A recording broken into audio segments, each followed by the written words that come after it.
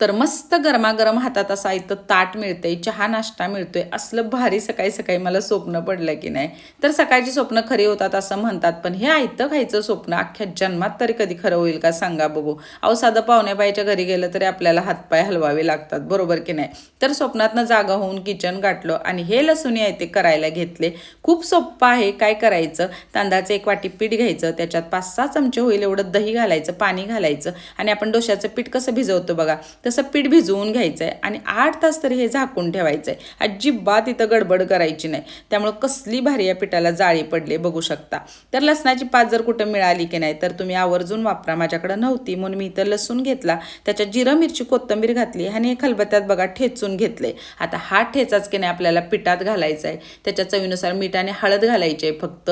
मग मिक्स करायचं. आता आपण जसं घावण करतो बघा तसे छोटे छोटे असे आयते करून घ्यायचे. एका वेळेस 3 ते 4 आयते तरी बघा तव्यात बसतात. त्यामुळे अगदी हे झटपट होते आणि छान असे मग भाजून घ्यायचे दोन्ही बाजूनी. याला जाळी बघा किती सुरेख पडले ते. तर ह्याच्यासोबत चटणी सॉस कशाचीच गरज नाही. लसणाचा वास पण एवढा भारी येतोय की नाही, याला मस्त लागतंय. नक्की करून बघा.